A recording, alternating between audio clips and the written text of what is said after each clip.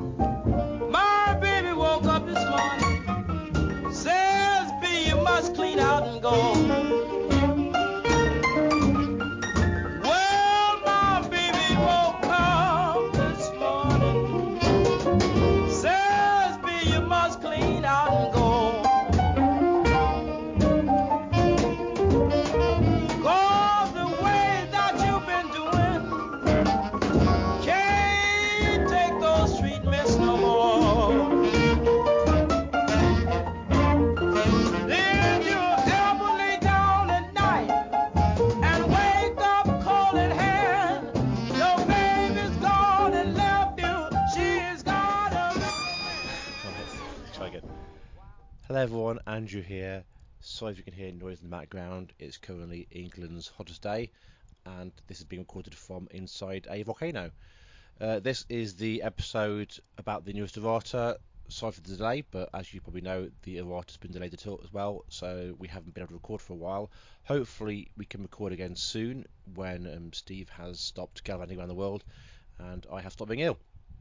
Anyway, here's an episode. It's got Guild Ball in. Who knew? And here we go. Everything is awesome. Everything is cool when you're part of a team. Everything is awesome when we're living our dream. Everything is better when we stick together. Side by side, you and I gonna win forever. Let's party forever. We're the same, I'm like you, you're like me. We're all working in harmony. Everything is awesome. Everything is cool when you're part of a team. Good evening, ladies and gentlemen. This is Singled Out, a podcast. And it's going to be a podcast talking about Guild Ball, which is a bit of a shock to the system. So what we're going to talk about tonight is, very excitingly, first of all, the patch to the Lamplighters Guild, and second of all, the Guild Ball Community Project's second errata. So for this dramatic podcast, I have summoned all of the Guild Ball Community Project, bar the person who lives in Taiwan, because his commitment was so low he wouldn't get up at 3 a.m. to do a podcast. He's probably up anyway. He's got a small child. Disgraceful. Disgraceful, exactly. Disgraceful, says Skerrill Dickinger, our first guest. Say hello, Skerrill. Hi, everybody. It's nice to be back. And of course, returning guest, Niels, the inspiring Hat Hermkins. Hello, hello. And I think joining Singled Out for the first time in many a moon, and possibly co-podcasting with me since I was on a guest on yours about WTC a bazillion years ago, it's Mike the Dog Klein. How you doing, sir? Hello, everybody. I'm good. So it's great to have you guys here. So what we thought we'd talk about, I think the first thing we will talk about is the errata in general, and then we can touch slightly on some of the changes to Lamplighters and maybe some of the other stuff the Guild Ball Community Project's been up to and is planning to be up to. Cough, next minor guild. But let's just dive straight into it. So second errata, what were your guys' reflections on this? Niels, you were Mike, you led on this process. So what were your thoughts on this compared to the first errata? How was it as a process? Do you feel like we've learned and grown? Well, I do hope so. I do hope that we learned and grown. I think one thing that I personally, and this was something I felt pretty strongly, which I know you guys shared, and be interesting to see what the community thinks, is especially just so Guild Ball, where it's at, being a community supported game. One of the things is that you're not going to have the same level of new infusion into the design of the game that you would if there is a full-on professional company doing the design. You're not going to have all these new things coming out. So how do you keep a game from becoming stagnant and stale? So one of the things for me that I have just learned over talking with the Mr. Jamie Perkins, talking with Bryce, talking with other developers for a couple other games is that they're generally, and we see this I think just in observation, people hate when their cool toys don't do cool things, even if those cool toys were not good for the game or needed to be adjusted, right? People generally don't like when options are taken away, but they do like when new options are added. So my design philosophy was, given where Guild Ball is at as a game, why not really focus on bringing things up rather than taking things down? For this one, we did take some things down last time. There may still be things that need to be taken down going forward, but why don't we really just have an entire balance patch that is just buffs to models that maybe people haven't played in a while? So Yeah, and I think we felt like last time, I think, and Neil's feel free to chime in on this, we felt like there were definitely some offenders out there. Some of those were so egregious we couldn't not. Minx, Cast, etc. Minx, This Cast, time we Steel felt Shop. like Oh, you just sad times. we had to touch those. We had to. Yeah, exactly. I didn't want anyone else, and when I thought about Cast, anyway. So we had to change those models, and I think this time we felt like there's definitely some strong models in the game, right? And but there was no pressing reason to deal with an over the curve model compared to some of the guys you just never see play. And also with this Errata news, we wanted to bring in your idea, which was the facelift. Do you want to talk to us a little bit about that as an idea? Yeah, for sure. One of the things that we've been thinking about is there are a couple of guilds that are currently people play them, people have fun with them, but they're feeling a bit clunky in their ways, or they're not really reaching the potential that maybe Steamforce wanted them to get, or they don't feel as strong or as viable in the current competitive meta. So what we've been thinking, or basically my main idea was, why not give big guilds facelifts? And with the facelifts, I mean just do a big sweeping pass amongst all the models of that guild, and then see, okay, what can we change that keeps the identity of the guild the same, and not make them miners release, but give them that little bump to get them back into that 50% ratio. Opening up new play styles, right? Opening up things that maybe, right? And when we talk, I think, about specifics, we'll definitely, because your ideas when it came to that were very much on there's a mechanic or play style or kind of design space in this guild that was never really fleshed out well by Steamforged. So. I like it's a near segue. You used. It's a near segue. We'll talk about that later. But yeah, so we've basically taken one guild. What you usually see in our Erratas would be we're just taking models that we think really need a pass. But for this Errata, we also have a couple of models from the same guild to hopefully give that guild a little bump. And it's also not necessarily, I think, when we talked about doing these sort of facelifts, it's not necessarily about a power or strength thing. It's actually also about a play style thing. So is the guild functioning as intended? Are these models functioning as intended? And also a little bit about synergy building, because I think it's hard to build synergy changing just one or two, one model in a guild because it's too strong or too weak. And this has potential applications for guilds that, let's say in the future, guilds that were good but boring.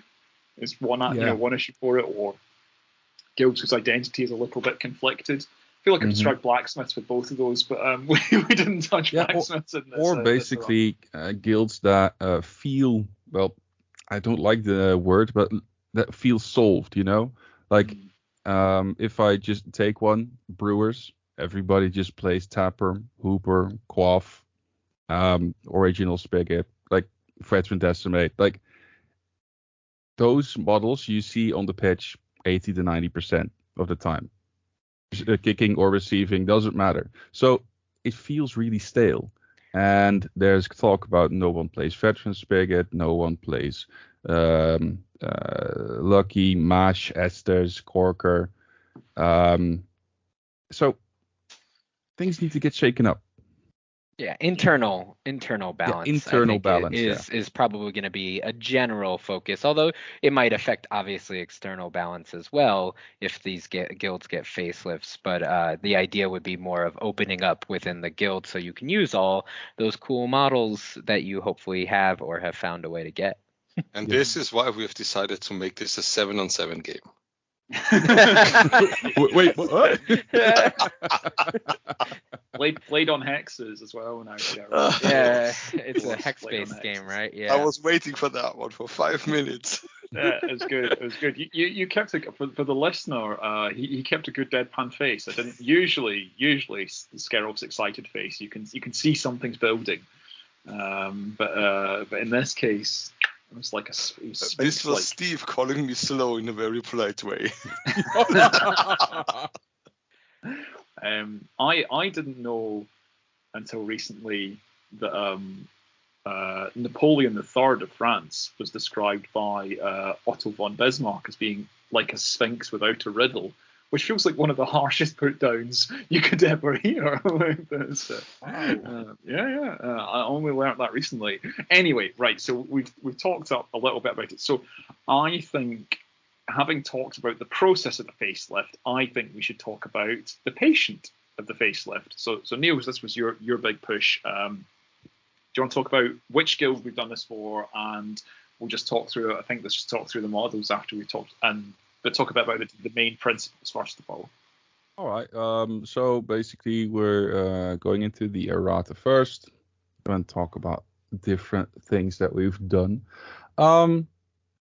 Yeah, like people should know. People should guess. I've played this guild for 30 odd games in a row. Constantly saying I'm playtesting. People should know it's butchers.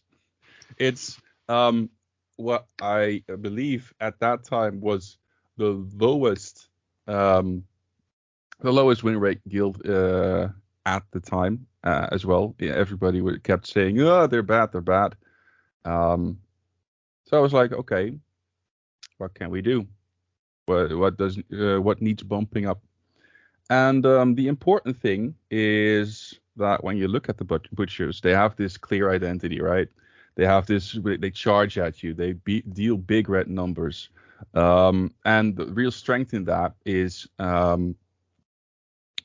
they kill you with their damage, not with brawling.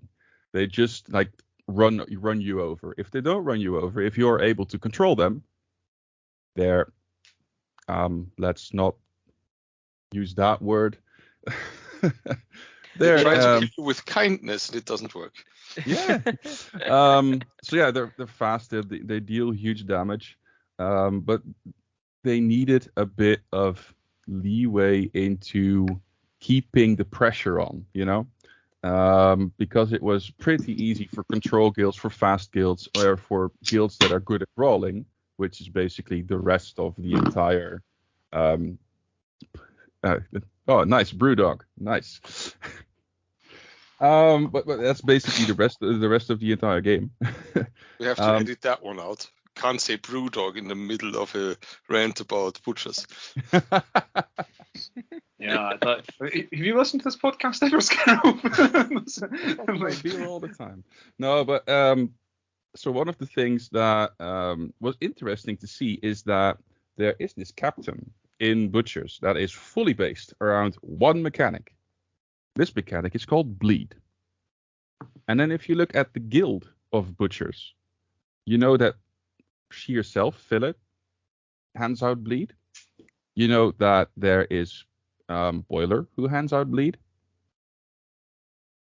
And I might be forgetting something, but that's basically it.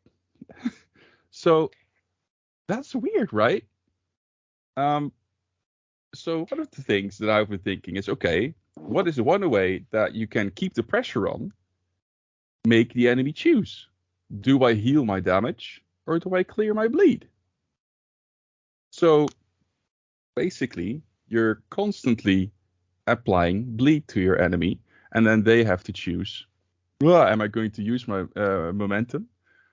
Am I going to use the momentum to clear the bleed, to heal, to keep healing, to use my own, to use my own powers?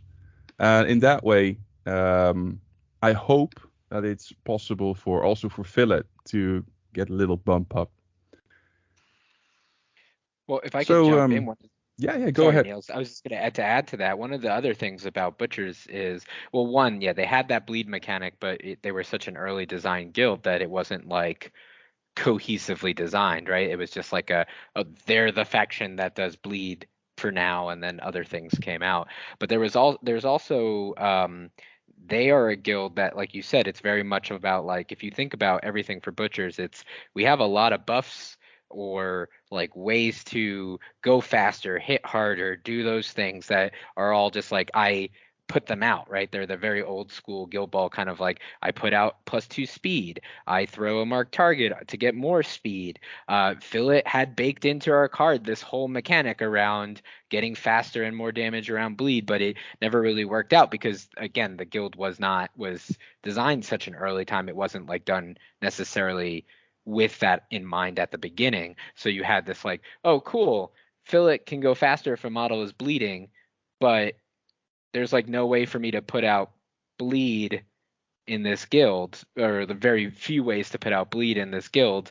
And by the time I do, she's already there. So like, what's the point of this rule? So I think part of what you were going for, at least when I remember you first getting excited and showing me some ideas, was like, how do we make this mechanic of, like, again, the butchers like to put out buffs or things that help them to hit harder and go farther. How do we add to that with the bleed mechanic? So, Yep. Yeah. And I think Thanks one for thing the that's worth addition. saying is why we're talking about this as this was Neil's concept, and then we at the steering committee, the four of us and Brian, sort of approved this. It then went through a number of people. Like, there are a number of people on the rules committee. It's a big group, and it went through the play testing process as well. So this wasn't simply, we batted around potential ways of overhauling Butchers, but always at the heart of it was this idea of making better use of bleed. I think was the key part of that. So should we talk a little bit about how Butchers now make a better use of bleed? Let's talk about some models, shall we? And I'm going to talk about them.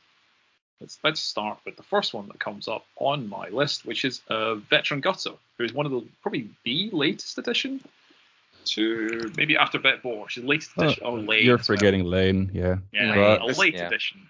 This is the moment where I completely derailed the conversation. I created the card for Gutter. Nice me.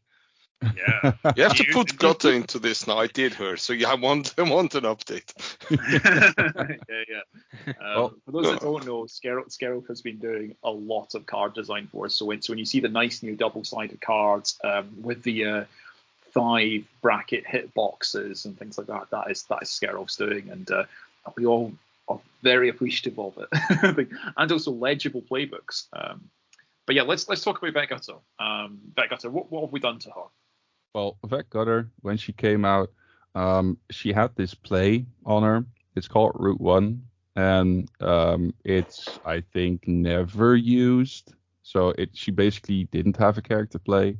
And the thing she usually did was just sprint in or charge in, deal a lot of damage in a roundhouse with her sweeping charge. And that was basically it. Her playbook wasn't really fit to really kill people. There were people in the guild that are better at dealing damage. 2-inch melee, let's just talk shank, So she was hardly ever picked. And one of the things that was important for me was like, okay, we're also going to give. So the idea for me was like, okay, what if we remove fan favorite, something again like she doesn't really kill people, so why does she have something that gives her team more momentum for killing people? So let's remove fan favorite and just be simple. We're giving him a crucial artery. So now she charges in, she hits everybody, and they're bleeding as well. So that's one thing. The second thing was if we look at old gutter, which is basically the best model in the game according to Henry K. So wedded to third edition Guild Ball, just like so painfully living that dream. Well, he's like he has seen this. I'm pretty sure he loves this. Old gutter had chain grab, which is basically I hit another model, and this model that I want close to me because I'm going to do some sighting blows is getting close to me. We basically gave her a new ability. It's called pig sticking, and right now she still has that chain. She still can pull models towards her using the playbook, using Guild Ball tokens. But now it's only a 2-inch. And that's because she's now a butcher. She has sharpened the hook that's on her chain. So it now also deals 2 damage. And with that 2 damage and crucial artery, you can now deal bleed at range. So now we have basically a bleed queen and what may be even higher priority pick with fillet than even meat hook.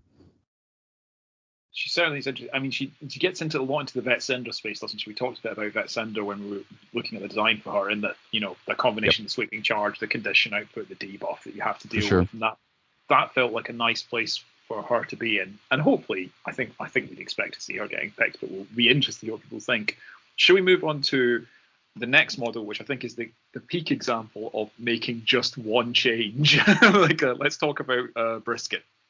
Yeah, original Brisket is also very easy. This is what we used as the 6 damage play.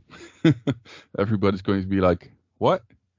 The only things we did was give Brisket her 1 HP back, so she's back to being a 4/1/14. But also she has crucial artery. Like, oh wow, you basically gave everybody crucial artery. Now that's basically that's not really what we were planning, but this with dirty knives, so basically being able to deal 1 damage, poison and bleed in the end phase, that's gonna hurt. So now we have Brisket that usually was used as a receiving model to score a goal and then be able to play with 2 extra influence. She can now also be used as a damaging model at the end of a turn. Yeah, it's one of the things I think we were looking for, wasn't it? I think we said before is we're looking like sort of simple elegance and changes. And I think let's move on to the final butcher, which I think is. I have probably 3 favorite changes, but this is definitely up there. This is definitely up there. So yeah, so but let's giving crucial artery to truffles as well is a bit weird. Let's be honest. Well, we've been through quite a bit of changes with truffles, and truffles was actually a model that the only thing that was the problem for him was he's slow. He's so slow, and people can just ignore him, right? So what we've done now is we've not increased his speed. He's still slow. Because he's still slow. But the thing is, he's also still vindictive. So he just charges for 1, which is nice. But we've given him a rule that's previously on a captain. We've given him Barroom Brawl. So if people are in Truffles' melee zone, that's gonna hurt. Exceptionally, when you also play roast, then everybody gets free charges. So I think- just asking, Truffles always charges for free, right? He charges for 1. He charges for 0. one. Because he's always in his own melee zone and he's vindictive as well, so he charges for free. Enemy model. No. Enemy model. because Enemy he- model. Melee zone. God damn it. Yeah. Not quite. Not quite. It was No, but good. He's trying to break it. He's trying to break it already. If you're playing roast, he charges for free. Yeah, if you're There you if go. he's in a And the thing roast, is, like, the thing with Truffles is everybody's calling him slow, but everybody's also forgetting that brewers have like 3 or 4 ways of increasing speed. Butchers have a lot. I think Butchers, the bigger, but yes. the bigger issue I think with Truffles was that he was quite an easy model to ignore, and I think that's the big one. Is he is a lot harder to ignore now, and obviously now you have ranged pushes on Gutter. Yes. You can push Truffles out. Gutter can push you back in, then they can Yep. charge, and also there's various sort of shenanigans available to it. We did have quite a long debate about whether it should be Barroom Brawl or whether it should be March for Death, didn't we? We did have that debate. And March for Death was definitely funnier because of the idea of this pig just giving you the eyes. But I think in the end, the movement gain from March for Death we felt might be a bit much. But also the big thing to remember is also like Tapper, Truffles has a really low knockdown. And obviously that, so we're hoping that, you know, he can knock people down, he can stand next to them when people move out. It's good. And it's just funny, right? It's a pig standing next to you that means that people are going to charge you. So that's, you know, there's a bit of a rule of cool about it, I think, as well, isn't there? Mm-hmm. It's not a big bump because it's still a 3-0. You can still dodge away from him. You can attack him and buy a dodge. He still doesn't have stoke. You can even push him away. So it's not that hard to get rid of him. But if he gets into a model that has already activated, that model's most likely dead. Yeah, And I love the fluff kind of connection is that Truffles goes in and is angry, and angry pig charges into you, knocks you over, and then all the butchers follow behind being like, hey, that's our pig to kill. You don't get to kill that pig. That's our dinner, not your dinner. exactly. And also, like, I've yet to see a pig off in Guild Ball between Truffles and Babe, and I would like to see that pig off. So that's obviously the underlying design. That would be a pork off. Pork off, yeah. It's a new rule. It's a new rule we'll have to write. Okay, so that's Butchers. Let's talk about the other guild we've changed 2 models in, because we have made multiple changes to one other guild, which interestingly was the other OG guild. These changes were much more through the traditional route. So what we did for the rest of the changes was basically the rules committee do a big poll, and everyone says the models they think most need to be improved, and we all vote on it, and we come up with a list, and we improve them. So it's quite a democratic exercise. But so it's not just like, you know, Mike's preferences or my preferences or Skerov's. It's actually done as a group exercise. So let's talk about fish, and let's first of all talk about everyone's favourite mascot. Let's talk about Salt, because Salt's changed criminal. Mike, do you want to touch on these? Sure.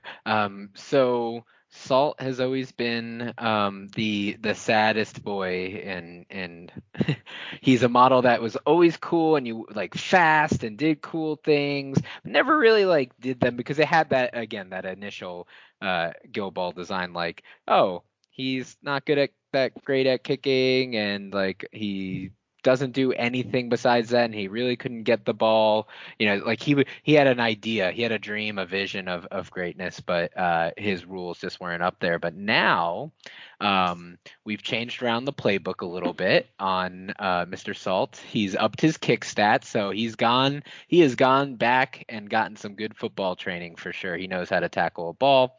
knows how to kick that ball better, and he knows how to kick it much better because he now has scores for fun. So this is a rule that was first seen on Seasoned Brisket. So when he makes a shot during his activation, he's reducing the target number by 1. So now you have this mascot that can move far, where'd they go for extra bits, kick accurately, incredibly accurately, and still has that loved creature. So he's still, everybody gets better at doing violence or scoring if you damage him. But yeah, just I think it makes it, makes it more of a decision if you want a mascot that can do some really cool, very fish like dramatic long distance goal runs and plays, versus Tentacles, who's your solid control, fight, do all the other things that are so good. So I think hopefully it will open up a lot of decisions for people to make. I think it also undoes some of the changes that tap-in rule changes at the start of season 4 made. Salt was always pretty good at scoring goals, but then the tap-in changes sort of, meant you had to be 2 inches away rather than 4. Yeah. So that, I think, just restores a bit of reliability to Salt. And also, if you want to go full football, you can do so without feeling, hopefully, a bit less sad. Let's talk about Salt's pal, shall we? Let's talk about Angel, because quite a lot of changes been made to Angel. Shall I Go for it. I'll take this one, shall I? So this was probably one of our fun changes, I think. Super Shot's boring, right? No one cares about Super Shot and spending influence on it. So we just gave Angel a 10-inch kick. She has the longest kick in Go Ball now. Because the issue with it, I guess, was it was intended that she'd act as a sort of snapshot turret, which means she has to have activated to be a snapshot turret. Whether it's actually we saw from Sugar that having an ability that puts you up to 10-inch kick, it's not the end of the world. There's a lot of ways of getting that. So that was a big one for her. I think we really wanted just to make her have that howitzer shot on all the time. Also, we found that compared to a lot of other models, now her primary role isn't ball retrieval, but a lot of the other fish models have both good kick stats, 8-inch kicks, 3-4 dice, but also pretty good ball retrieval, like the Sakanas of this world. So we wanted to give her a little bit in that space. So we've given her another existing rule, which is Thief, which you've seen on Mainspring. So Angel's just got that ability to sort of, look like she's not doing much and just sort of casually pick your pocket, which does give her, Fish another tool around close control. And it gives Nams another tool around close control as well.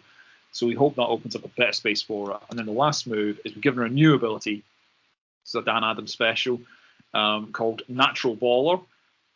Which basically means when she gains possession of the ball marker once per turn, she can be allocated a point of influence. So all of a sudden, Angel with 0 influence has essentially a 16-inch goal threat, if you pass the ball to her. So her ability to just sit on 1 influence or 0 influence and then actually sort of come to life, either passing the ball around, moving around, maybe having some shenanigans with Get Over here and Salt and pushing stuff around, just opens up a bit more flexibility for her, a bit more influence efficiency. So we're hopeful that allows her to see a bit of a drop on the table as well. Yeah, and I think the coolest thing is the synergy between Thief and Natural Baller, that you could put one on her, and if there is a model, you just leave that one there, and if a model ever walks within 7 inches of her, she gets to just go and thief that ball off for her 1 influence, and then immediately get that ball get that influence back so that she could pass it. That's just such a cool little idea. She's popping that ball from you, and she's just such a good footballer that she just knows, she could just pass it away. It's very I've been watching a lot of football recently, or soccer as we call it in the States, and it just feels like a pro play, right? Just that ability to kind of nab in quick and then make that quick no look pass, boom, and get the ball out there. So I like that combo. And obviously dovetails quite nicely with, because Angel has a lot of sort of, mechanics with other models with Sol, but also with Fathom having linked.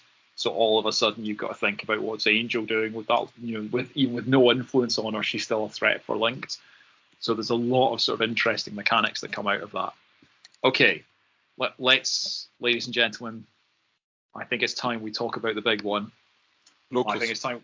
The most requested, not Locust. We're not on Locust yet. Well, actually, as let's talk about the big guy. Let's talk about Locust. Let's keep the other one handy. Yeah. Locust. It's the best boy.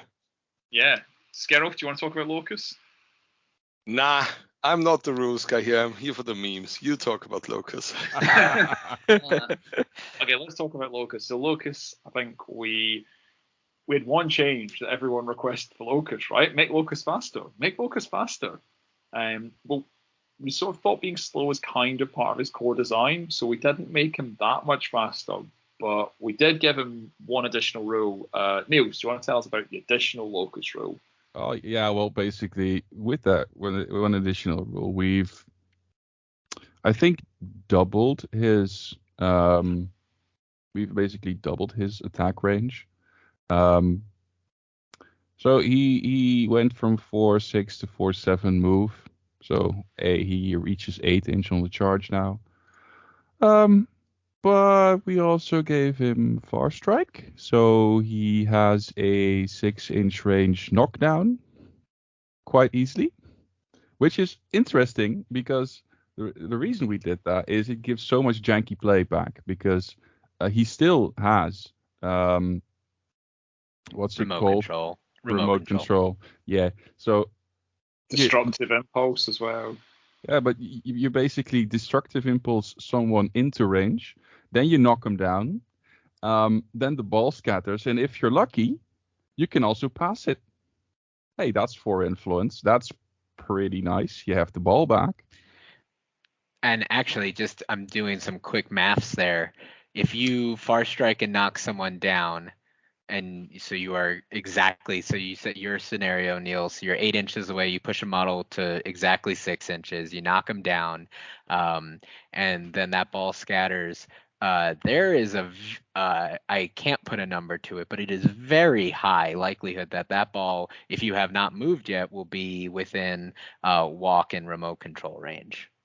It is almost basically a 5 or a 6 to the opposite direction of Locust would be, I think, the only thing that definitely is out of range. So just the jank, he is the jank master. And I think we wanted to lean into that a bit more because I think we were worried if we made him fast or proper fast, he'd end up like Mule or Hoist in Season 3. Mm-hmm. That you just throw him into teams and you'd be like, deal with this guy and fight him because he is so durable. And the problem is, Rivet is a thing, you know? Yeah. Yeah. So he can get extra movement to begin with. Yeah. Yeah, like literally every time we have talked about doing stuff with engineers, Rivet being a thing has been a thing, right?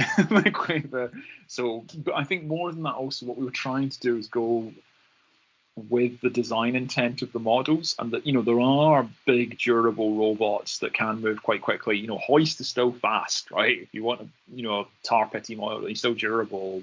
Mule is, no one has ever said to me, wow, it's great how far Mule can move before he starts throwing me around. Like that's not been a thing. So we wanted to try and avoid that. Now look, Far Strike on Hoist is one of the ones that we were like, this might be pushing it a bit. I think there was everyone, we went through playtest, it came out pretty in the middle, in the sort of Goldilocks zone, so we were happy with that. But it's definitely one that has legs to potentially be strong. So we're really interested in that. Now that Skerov isn't here to undermine me, I think we should talk about the big boy, the big demand, the Dread Captain. I'm going Mike, to leave that to you and Mike. Yeah. The changes to Blackheart. Yeah, Blackheart.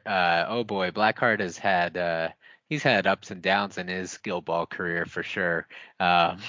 He's been a fantastic, amazing captain, and recently I think he's been a little bit left behind. So I know people have been always want to use him. He has a cool idea of this like weird, does a little bit of everything, buffs your team, also randomly scores goals. He, that on my mark was always like a really cool thing for him. So changes we made to him. We did make him a little bit faster. He is up to 5'7", so with and he does still have Shadow-like, so he is a 7'9", 2-inch melee captain, so he's got some legs now. He found a little bit of his sea legs. We've also made some changes to his playbook. He's always had a really weird playbook. He gave him a tackle on 2, right, Mike? That's what everyone wanted. He got a tackle on 2. That's what happened, right? He had a lot of things on 2. Over my dead body. He had a lot of things on 2 that we tried out and didn't necessarily. Yeah, I think we almost went with some extra damage on 2 that would have really, I think we found out would have really just made everybody cry. But he did now, instead of the worst result, the non-momentous tackle on 3 that you desperately wanted with him but never liked to take, and also maybe never got. Now at least you have a 2 tackle. You have a 2 damage tackle, so he can hit that tackle while still contributing to his takeout game. He also has gotten his other buff, the other one besides the movement and the playbook changes. Oh, sorry, I'm missing one of the playbook changes. At the top of his playbook, now you are more rewarded for hitting that top of the playbook if you're able to set that up with a momentous 4. So he now puts out a little bit more hurt, kind of keeping up with where damage numbers in the game have been. And all of this has become a little bit more reliable because he has a new trait called Dread Captain. So once per turn, when he makes an attack, he can reroll up to 2 dice. So he's like a mini navigator, which is cool for the thematic tie-in, but it also helps him either getting that tackle if he needs it, getting that result. It can help him defensively if he needs that as well, right? And he hasn't used it, but it gives you a lot more decision points within his turn and activation with him. Like, do I need to save this to keep him alive? Do I desperately need this, this result? When do I make my reroll? So I think that's really, there's going to be a lot of new things for people to try out with him. So. Because there was a couple of interesting conversations around him, wasn't there? There was a long time ago, I remember Perkins and Bryce saying they wished Blackheart could have a tackle on 2.5 because 2 is too strong and 3 is too much. So we kind of gave him a tackle on 2.5 via rerolls. We did initially in playtesting, didn't we have some conversations about whether he should be also able to make an opposition model reroll dice, so that the Dread Captain rule would apply to him or an opposition model. But I think in playtesting we found that was a bit feel bad for your opponents. Like, a lot of people still get a bit like triggered by navigators being able to make rerolls, so being able to make your opponent reroll that sort of clutch dice roll you get felt. Well, it created the situation of, right, if he had momentum to counter and he had not used Dread Captain and you didn't have an incredibly reliable knockdown, or you were base to base with 2-inch melee, that he just basically had don't touch the hair, right? Yeah. Like a worse not an auto version of that, but okay, you hit that knockdown, that's cool. Reroll 2 of those successes. You didn't hit the knockdown, great, I dodge away. Which I know would make me angry. So yeah. So that's changed to Blackheart. And then I think we're coming on to another model who has not seen a lot of play, it's fair to say. And I think previously, most of the models we talked about as part of this process, we wanted to use existing rules on them. So we've added a few new rules, but like Locust gaining Far Strike, Crucial Archery being on a number of the Butcher's model. This was a model that wasn't really possible because they're in quite a distinct design space. So Niels, do you want to talk about the changes we have made to the Master of the Best Boys to Flea? Yeah, for sure. Flea is getting some really cool changes. Everybody right now knows that Flea is this jumble of I'm going to put either Scum or Quaff in a good position. But then he also has assist, so he has to attack himself while also having this animal Red Fury, which should still be Red Furry, but hey, we're not talking about that. It was off, right? Yeah, you wanted to have that damage and tag buff on the mascot. So we basically said, okay, let's throw all of that away, but let's make him the animal guy. And with animal, I mean animal, not just brewer mascot. I mean all animals.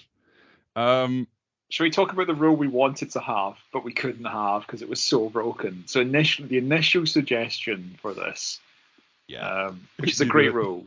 So Pupper Master, basically, Pupper Master is Flea's own little animal version of Puppet Master, where he can make a model make a jog, make a pass, or declare an attack without spending influence. The original version of this, listener, and I won't talk about stuff we didn't do all the time, but we also tested this where the model could make a charge. That was but the so thing- great. Yeah, That the was It so thing was much is, fun. so much fun. Like Yeah. I've never felt like such a scumbag for removing a rule. It was so Uh, broken. so for those that are still not, that still like in their mind are processing this Pupper Master has a cost 2, has a range of 8 inches, is not once per turn. And the fun thing is, it says target animal model. So you could make Cena charge on her own team. So But you can't Yeah. actually do that because we decided to not destroy the game. But you Yeah. can still make Cena attack, or you can make Cena jog away, or Or if you can make someone Ram. You can Yup. you make can make Ram. Ram with battering ram, indeed, just push everybody out. So there's loads of ways you can use Pupper Master. Except, like, of course, you can use it for Scum. You can use it for Quaff. And talking about Scum and Quaff, by the way, we have put some new stuff on them, so there is a lot of synergy. Talk about that later. But yeah, Pupper Master. Now you can also use the enemy mascot, or if you're playing shepherds, you can use the enemy dogs. They have close control now because of Herder's trait. Well, let's just use a dog attack. Hey, fumble. Just drop that ball, will you? Like, I know Brewers don't play for the ball, but now they kinda can, because if they put it on one of their mascots, let's say Naja, pass to me, please. Tentacles, pass to me, please. You know, there's loads of ways, loads of fun interaction with this one. And also, Um, yes, this works on Ulfur as well. Yes, because he's an animal. Hey. Yeah. Yeah. Yep. Yeah. So we've nerfed Ulfur. That's the key takeaway for this, right? We've nerfed the shit out of nerf Ulfur. the crap out of him. Mm, Can I? Sorry, go ahead, Niels. No, I go- want to go finish Mike. up.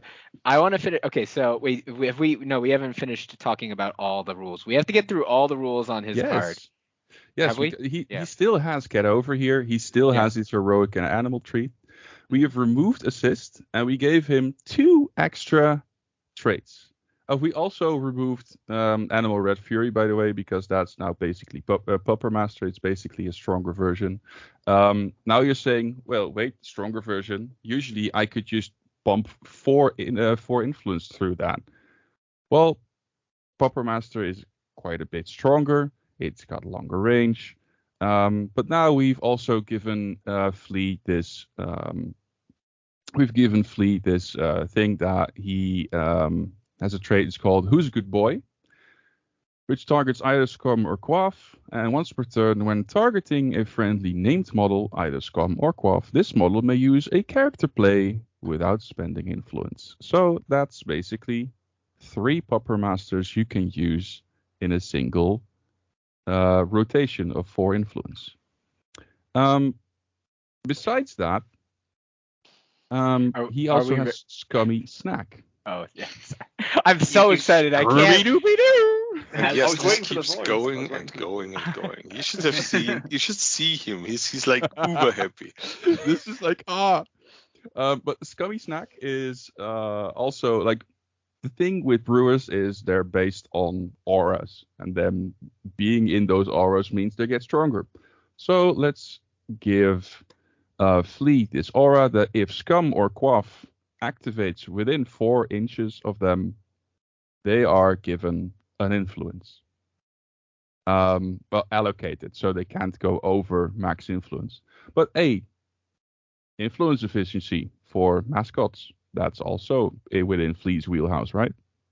I'm done, guys. You can go on. I'm I done. want to say one thing before Mike comes in, which is Okay, go for I think it. we should, because there's a lot of great people on the rules committee, and I think that the fun one with this was Edek's main contribution. Yes, Pavel, you are a legend. But the best thing I think was we assigned models leads as part of this process, and Edek sort of just took this away. We didn't really hear from him for a while, and then sort of prompted her to, Edek, have you done Scummy? And he went 5 minutes and sent us pretty much the complete thing except with the charge element of it, and it was great. So it was really interesting how different people do different types of design. Some people are very consultative and talk it through, and some people just suddenly like, here's this sort of quite radical idea, and I think it hopefully, even if it doesn't make like Flea the OP mega power choice, because it might just be that buffing mascots just can't be that strong. It's just never going to be that powerful thing. But it does make him fun, and it makes him funny in the draft. Because if you're playing against like hunters or shepherds, or guilds with like a really important mascot model, knowing that no one Flea is might ever be in playing the Cena draft, again. like it's a really interesting one for hunters, I think, who are still right at the top of the power rankings. Yeah. So it's fine. All right, Mike, guys. over to you. So I just want everyone to recognize, because I think we've talked about this, but we haven't put it together all. So this is in the, like, if anybody's ever been in the Discord or have had those discussions of like, what are these crazy things that you can do with these models that are probably never going to happen in the game. But I would like to put Scum as now having the longest, if not maybe the longest goal threat range in the game. I was just trying to do the math, and it's hard to, because it's like almost impossible to pull off. But if you had the perfect positioning with all the buffs out in an Esther's team, right positioning, I don't know why it would be this case, but if you have like Scum way in the back with the ball, and then you have Flea up further but within range to do his stuff, I think Scum has somewhere between a 40 and a 48-inch goal threat. Are you factoring Friday into this, Mike? I did not, but I was, yeah. So I guess it could be more if you had both of them, and yeah. So theoretically, I guess if you added another guy over here, that would be. So we're looking at somewhere between 40, 48. So somewhere between a 40 to 56-inch goal threat.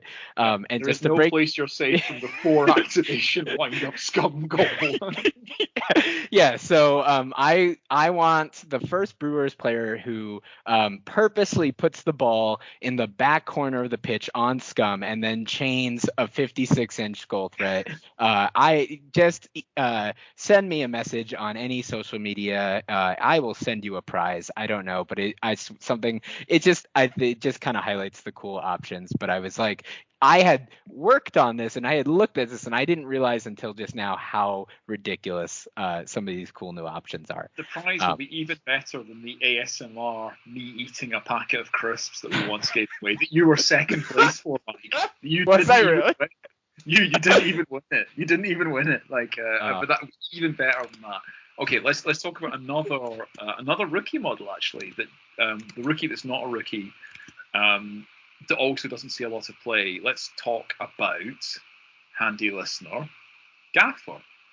Mike, take it away. Yeah, I'm going to jump in on this one. So Gaffer's a model that has frustrated me because it had a lot of it was a great example of the kind of silly nods with the design, like, that I think is a really cool thing and kind of unique thing about Guild Ball, in that how it had call outs, of course, to Beard, one of our favorite podcasters, with his little intro, handy listener such as you are. But like, he was this model that had a lot of random rules that were really strong, but also, I don't know about you guys, very rarely saw him. I mean, there were some places for him, but yeah, it was one of those things where he had this whole new mechanic with the Whisper tokens, and a lot of people really wanted to change that, make it different, like just make some buffs. And for me, I came down pretty strong on my thoughts on this, where like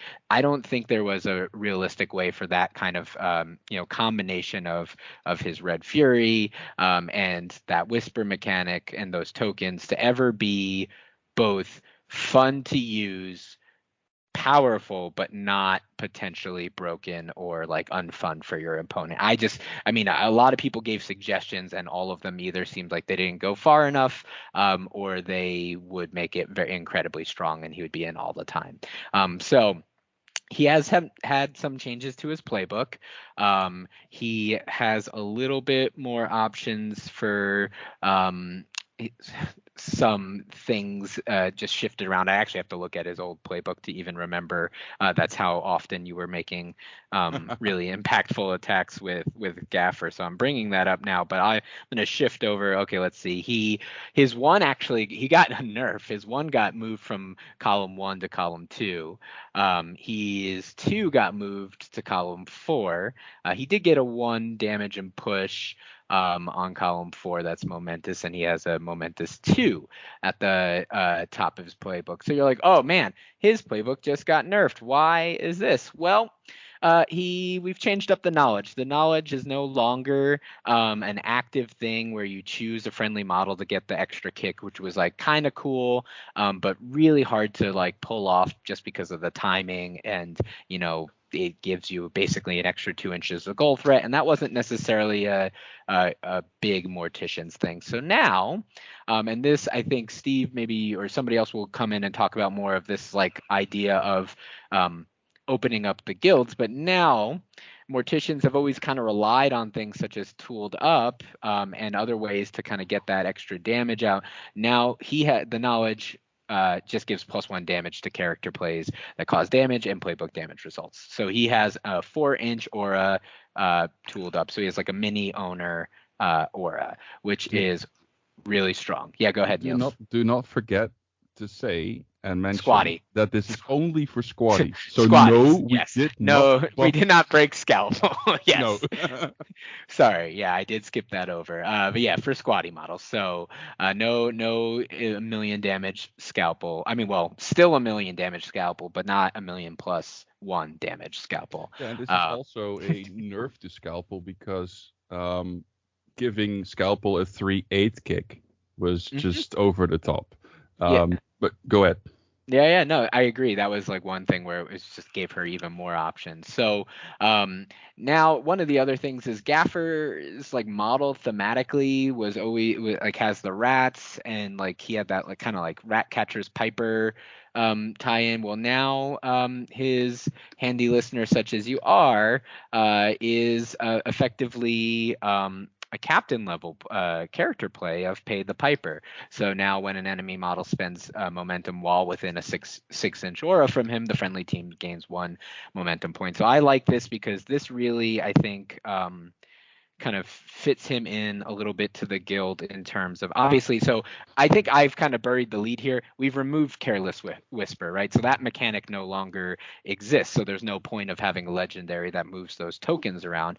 But instead, now he does some control. And that I think makes him a lot more Mortician-y. And then the last change, again, we have gotten rid of Careless Whisper, but we replaced it with another thing that gives more control, as well as more threat extension, just like mobility and a lot of cool things. And that's Persuasion. So that is the character play that is on Veteran Greed right now, but target other model suffers a 2-inch push, and each model can only be effective once per turn. So now you can persuade your models into range. He still has Red Fury, so you can move that gassed up 2 inches because somebody dodged out of melee with him, and now bop that model for a big unmasking with extra damage because of the knowledge, or knock a model down. So he has a lot of cool new opportunities for kind of controlling the scrum and adding to Mortician-y things. I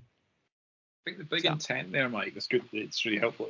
Was that he helps sort of Obulus and Morn in particular. Yes. Like, because Yes. Morn's game is all about pushing squaddies and denying stuff, and we felt like he really, like, we wanted to push him in that direction to support that sort of play, so you can get more out of your squaddies with him.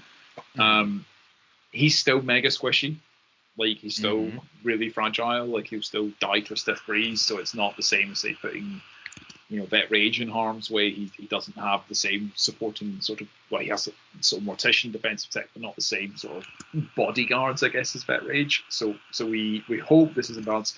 As I won't claim credit for many of these because very few of them are. As the person who came up with the idea of the new version of the knowledge, it might be a bit good, but we kind of found in playtesting it was strong, but not too bad because of where Morn and Obulus are at the moment. Like, good morticians teams are very scalpel focused, so we're hoping that it doesn't lean too much into her. And if it does, this opens up, like some people might hear this and say tooled up plus that plus 2 damage and morticians.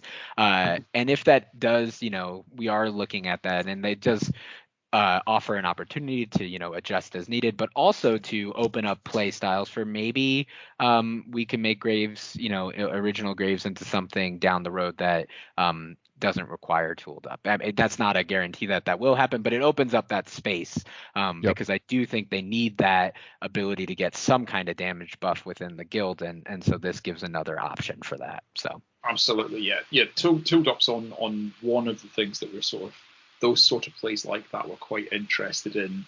Do they really need to be in the game because they become such strong crutches? So are there alternative, more thematic ways? Maybe we can deliver those. Okay, we're on the home straight, gentlemen. I think we have. Can I talk about Ulfa, my boy? You can talk about your boy. Okay, so here comes the most competent rules review ever spoken in the Guild project.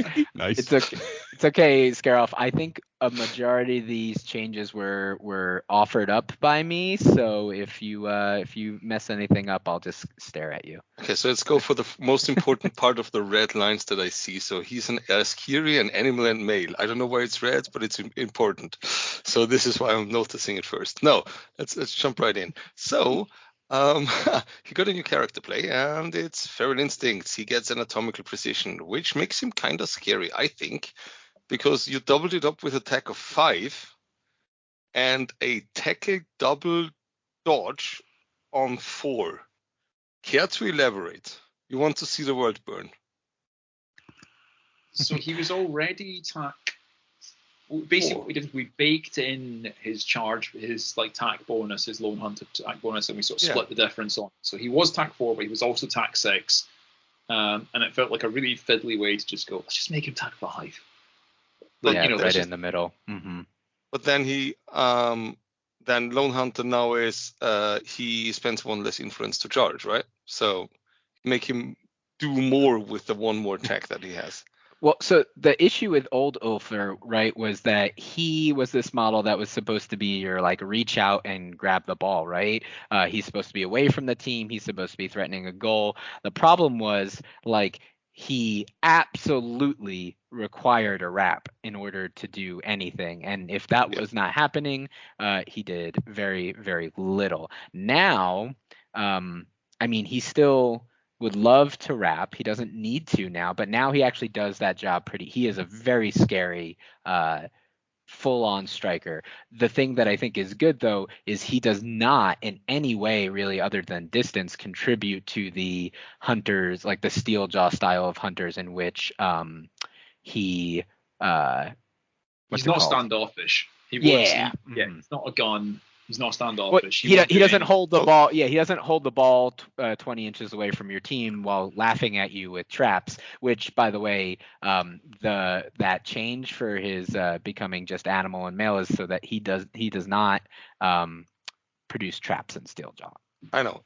Yeah. But then again, he just skipped 1 step in the whole trap process, because if he scores a goal and it doesn't use around the length, he basically face palms every opponent in a 4-inch pulse into either snared or bleed condition.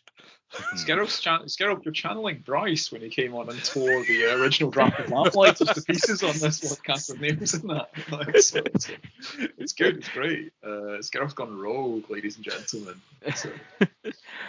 But I want to say the cool thing about him, which is really interesting, is that he has both abilities that want you to be near other models. So he has the feral instincts. He would be happy to give out anatomical precision to Cena if you're not bringing snow, right? But then he doesn't get lone hunter. But oh wait, he has where'd they go. So he can do this weird things where you can start him within a certain distance of models, and if you allocate the right influence to him, he can go buff a model and then go off and do his own thing and try to score a goal, or he can use that on himself and try to score a goal with it. Like, he has a little bit more flexibility for those times where, like, oh, I guess he's not doing anything this turn. Well, I'll put one on him and buff somebody else up, or if somebody gets into his threat range, maybe now I can just go and charge them for one. So you're basically saying that for his 2 influence for the charge, he has a 12-inch threat range, 13 with the melee. Because he can 4-inch dodge out of 4-inch to other friendly Correct. models, and then 1 influence charge 8 inches. Yep. If he is not base to base with the friendly model, which I don't know why he is, unless he's gotten pushed there, which sounds like something. Yeah. Yeah, exactly. But if he's not 4 inches away from a friendly, he has that 13-inch threat range and a really good chance to get that ball and shoot a goal if he can. You know what? It's a mark of how bad Ulfor was. Yes. That in a guild which has quite good footballing models, and so Scather and Edge and all those people that really, really wanted a model with a viable dodge that could get around close control, you never saw Ulfor. Like, that was the sort of always the, like Scatha would love a model that gets around unpredictable movement. Mm-hmm. And Ulfor was that model. He had, but he was just didn't do enough of what it was. What I think there's a couple of decisions we didn't take, wasn't there? Because obviously the obvious option is to give him close control, but we didn't want to do that because we didn't want to give hunters close control. We've already got it on Edge. We know what happens when they had it on She Who Shall Not Be Named. So I think that was a big design decision. We wanted to make him like a really front foot sort of model. Mm-hmm. Yeah, I think the intent of this is like, hunters did get the, last time, the last errata, they got the Steeljaw nerf. She's still really strong. I think everybody kind of understands that play style, while really good, is probably not top in the fun bracket, right? I think that's a fair thing to say for everybody, pretty much everybody involved, right? Just standing off, sitting back, slowly killing models, and as they like desperately try to come in and just are full of traps. So we made him really good, but expressly like not really contributing to that game play. He is a Skatha or a Theron, but really, I mean, I feel like a Skatha boy, but he's a other captain model. Or if you want to play Steeljaw in a more like interactive, aggressive way, which could be fun, maybe he does something for that. So that was the intent behind him. Also, an important thing is that Alpha right now is a very, very, very good striker. So this is just a joke for me and Mike. We have made another striker that is better than Shark. He very well might be better than Shark. I think you're underrating Shark. I think. I think Shark is great. I think that was more of to get a certain member of the community upset. You know who you are. Yeah, what everyone loves on podcasts are jokes aimed at one person. Like that's like the same way that everyone loves it in a best man speech, right? I mean, isn't your listenership about 5 people? So we're hitting. It's true. Actually, that's very fair. Like, it's about a 20% hit rate for who's going to listen. Smashing it. Be smashing it. That's the point. Yeah. 5 is good. I'll have to text 100. We'll have to reopen the Patreon, I think. So I just want to mention one last thing, that the Tech 5 base is a very nice buff to the Momentous 2 and 4.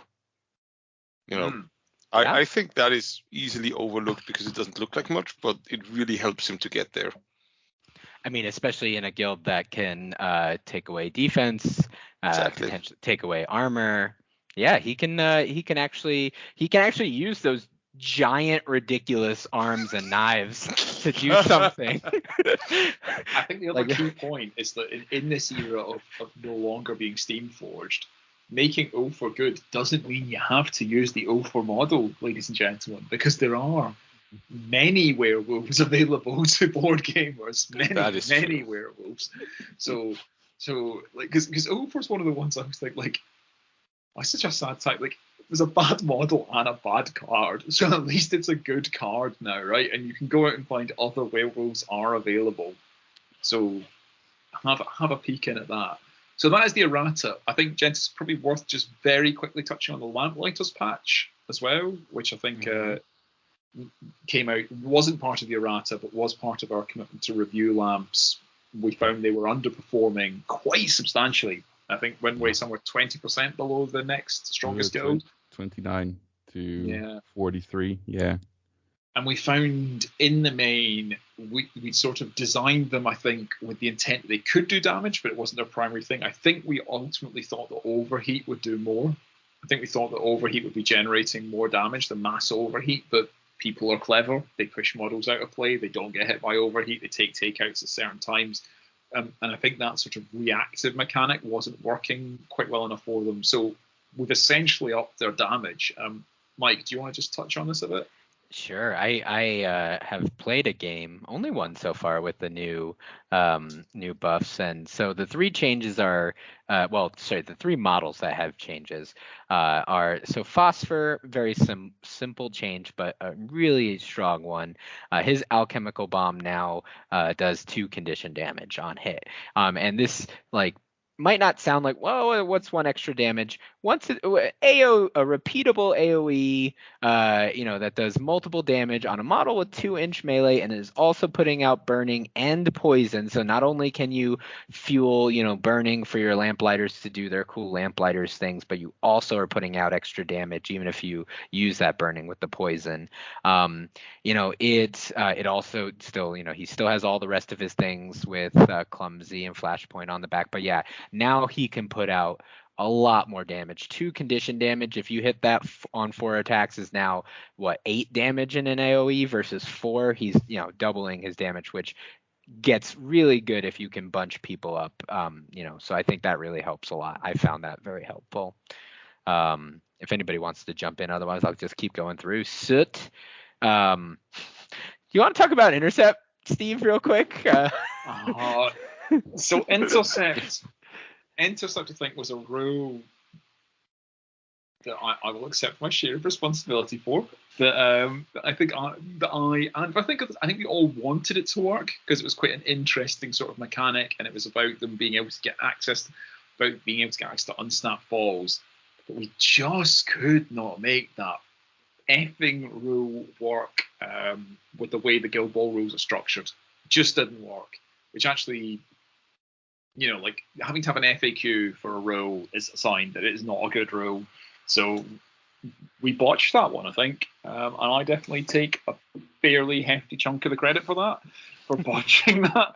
I'm also going to take responsibility for fixing it, though, with the realization that new, better taking flight combined with test subject essentially gives us the same thing. It gives us a way of getting to unsnapped balls, getting to free balls, being able to threat it, but also gives us, using existing rules in the game, and also gives us a way of making sure that Suit actually brings like the things that mascots either basically bring influence efficiency or they bring a way of engaging and annoying the crap out of an opposition model. And Suit didn't particularly bring either. We brought influence efficiency in a confusing way, so we just wanted to keep that, and that's what we've basically done with it. So hopefully it means the Owl actually does more stuff now. I mean, and it totally does. Now he plays into the removing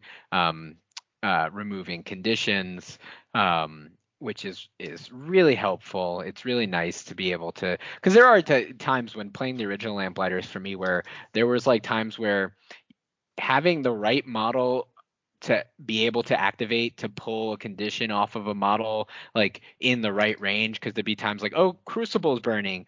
Well, she doesn't want to be burning. She wants other people to be burning. So I need to, but I put burning on a bunch of models. So how do I get it off of her? Oh, that would means I need to activate this other model to do, but I don't want to activate that model. So it created all these weird things. But now you have another model that can pull conditions off, which is nice. And then you get to just get it that additional movement, for it, that you had with Intercept. And it's now, now you have a little bit more control over it. And also, I mean, free eye spies is wonderful. Really helps the guild also with that damage output, like being able to just throw, especially get a suit that's is on fire, right? Has one influence, can still sprint 7, while flying, and after taking the burn, the condition off of somebody else, and throw out a I Spy at 6 inches, and then it doesn't matter if it's in the middle of the enemy team. That's overheat bait there. So lots of cool things you can do with it. It's I think Suit will be he will miss his ridiculous things of like what happens when a goal kick comes out, and what point does he get to jog to the ball and pick it up, and what happens? Do you scatter a ball? Do you not scatter? Like all those things. But I think it makes him more playable overall for sure. I think that was the intent, was it? So Yeah. the playability of that. It also does create the easier access to I Spy creates a sort of more of a control element for Lamplighters as well in a weird way, because actually, if you say you've got the ball sitting on Phosphor, who's got a tackle on 2 and 2-inch rage, and you know that on your opponent's first activation they're going to go for the ball, well, I Spying them suddenly means that the Phosphor's sort of counterattack is very, very live. Mm-hmm. So there's sort of bits and bobs like that kicking around as well, aren't there? Neil, Yeah, do you want to take us through the changes to Nightlight? Well, the changes to Nightlight are pretty scarce, but pretty intense as well, because correct me if I'm wrong, the only change is the legendary, correct? Correct. Yeah, so first off, the legendary was, okay, there is this aura, and now your models can choose to get burning or not at any certain in time, or at any point in time within their own activation. Now we've just forced your hand. Everybody within that aura gets burning. Also, enemy models and enemy models in that aura or pulse. Sorry, also get 3 damage. Also, you have to note that if it were an aura or a pulse, nobody knew, not even us, while creating the card. So It's a pulse, and the important thing here is that it's 3 damage, not 3 condition damage. So it's more akin to a Divana 3 damage ensnared than Smoke 3 condition damage and poison. I still think that an aura would have been really nice. Pop it when you start the activation, then walk around. Oh, hell no. We just got rid of some really confusing rules. Yeah. But as someone who also played this I think this does a couple of things. It does technically take away that option to like choose when you get burning during your activation, but the good thing is, one, you get it right away. So one of the frustrating things with Nightlight is like, if you could relight the fire, but if you needed to do that, like for example on her so that she can go somewhere, and then she was going to legendary, if you had a model that was about to die but wasn't on fire, well, if you couldn't get it on fire elsewise, it's it like you had to wait until their activation, which kind of, again, activation issues, which was I think a big deal, definitely what I thought was one of the harder things with Lamplighters. So now, nope, just everybody gets it immediately. So you turn on your overheats, and putting it on enemy models means you also get some, Wick gets to have a lot more models to choose from for, for her dodge, or their dodge rather. So I think that's really good. And then of course nobody's gonna complain about 3 damage in a 6-inch pulse. That's pretty good. Brilliant. Thank you, Yeah. gentlemen. That is the Errata, ladies and gentlemen. And also the Lamplighters patch. So we look forward to hearing what you think about it. We obviously still have the dreaded watch list that many models are sitting on. The list will be on that with the blog that accompanies this podcast. So, we will still change stuff. We might even nerf something again in future. Should we just talk for 5 minutes just to wrap up about sort of plans for the future and what we're doing as a community project? So I think there's a couple of things that are obviously kicking around. I'll hand over to Niels, I think, in a second for the results of the community campaign, which everyone participated in. That went really well. There's a few things we're batting around at the moment, and we're sort of so one is, we are looking to do more events. We're aware that things have moved materially a bit with COVID and less up online. Obviously, we are a transnational organisation, so different places have different COVID restrictions. In the UK, we're looking to run a fairly large event out in Hemel Hempstead in October. So more details will come shortly. We've just been sort of looking at that in the preliminaries, and we'll be looking to roll out some sort of more events than that in person. I know, Niels, I think you're looking at an event in the new year. Is that right? Yep. Like everybody knows, well, everybody within the current community, on the Discord community knows what the Mad Hatter is. It's been digital for 2 sessions now. I hope session 3 is going to be a real life. Let's go 64 players. I'm basing it around the Netherlands, around Schiphol, so should be good. And I heard, Niels, is it correct that you are paying for me, and I get who cares about the other people, for me to come, right? So I can go to the Well, no, I'll but be that's- sure to have a lot of prize support. That's it. there you go. Yes. You will be the prize, Mike. You will be the prize. I am the prize. We have live linked you in. Like, That sounds Yes. so sad. So if you win Mad Hatter, you Win win Mike. Mike. you just get Mike. Like For a week, you can do Shipping- whatever you like. forever. Shipping. Oh, I like that. Shipping not included though. So No. yeah. Postage and packaging is at the winner's discretion. But even if you think this is a problem, you can't afford to ship Mike to where you live, you can make him do whatever you want in the United States. Like, he has to just do whatever you want. Like, Well, you can that's the make plan. Mike wear you can make Mike wear an "I was always second to Alex Botts" t-shirt for a week. I mean, You could Or you could could make just him say, wear that. Follow me home, please walk. I'm living in Austria. Exactly. Anything you want, listener. It's all available to you. I do think the second to Alex Botts shirt would be pretty good. That one's on the nose. King of the scarves. You're like knave of the scarves. So those are biggies though. We've got some real life events coming up. If you are inclined to run a real life event and have been thinking, oh man, I wish we could actually play some Go Ball or get a real event, get in touch with us. Price support, all of that sort of stuff. We will totally offer that up to you. We can do all that. We're definitely having a conversation about finances.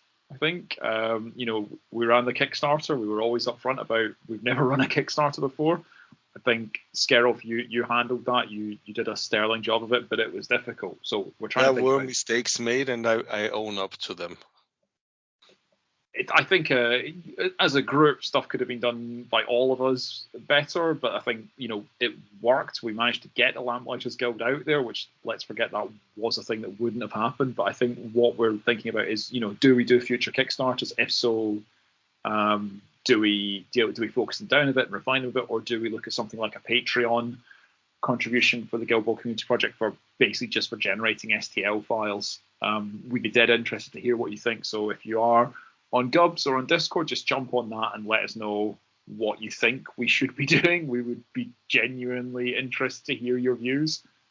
And then last, I think, Niels, is what's coming next guild-wise. Yeah, we have this. We had this community event running over a couple of months. We had a couple of hundred people voting on which of the major guilds that don't have their minor yet. So that's blacksmiths, brewers, and masons.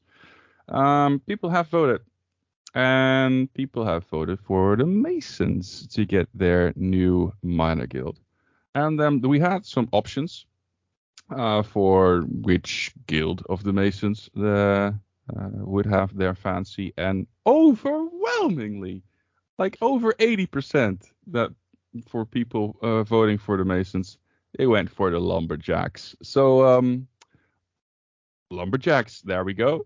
Who doesn't like a burly fellow or person in plaid With a big axe. with a big axe? There's so much debate going on now, listener. With which version of camp do we go for? Do we go Monty Python? Do we go Tom of Finland? Do we go Village People? Like, we're just not sure. But the one thing that I will be continuing to push is that angle on the Lumberjacks Guild, and we'll see where the others come out. But thank you for everyone that took part in that event. I think that's the first thing to say. I think, Niels, the numbers were pretty crazy for Oh yeah. like in terms of the feedback we got, and we're looking to crack on with that basically as soon as possible. I don't think there is much else for us to say other than, of course, apologies from regular host Andrew Jones for not being there. Again, the super herpes is difficult to live with.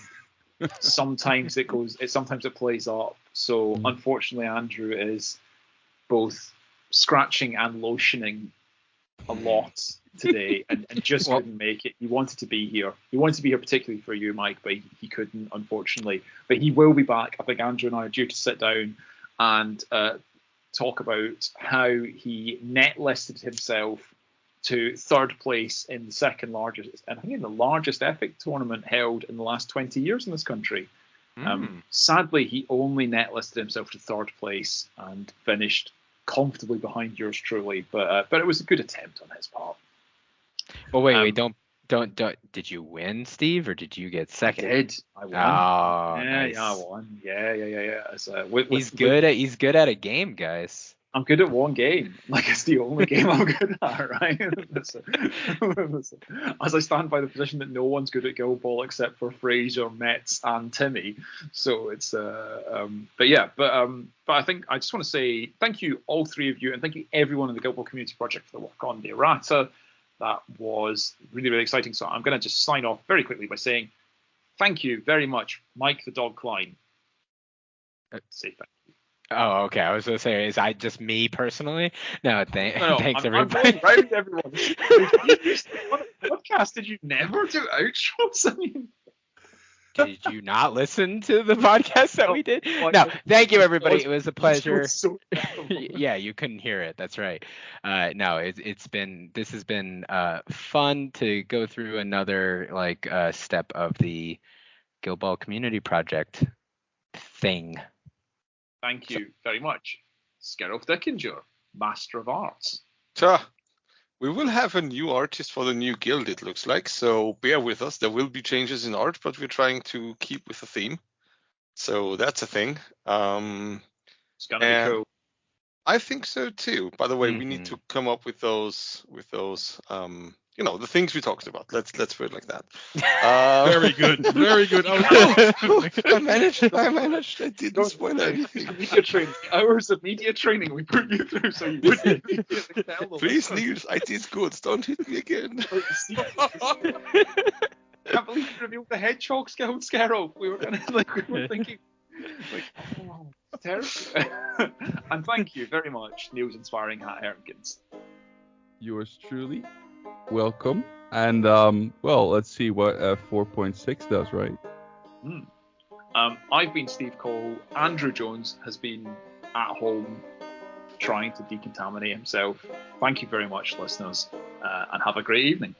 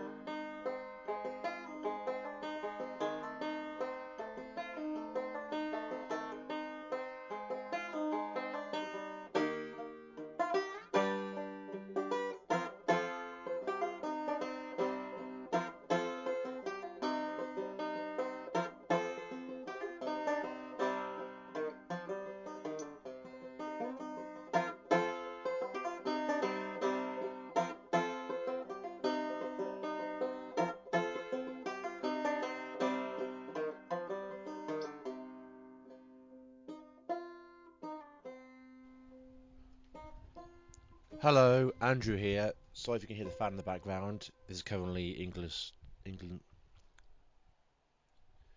Hi, Andrew here. Sorry if you can hear noise in the background. It's currently England's holiday. Hi, Andrew here. Sorry if you can hear noise in the background. It's currently England's holiday. For fuck's sake. Ah! Can't say words.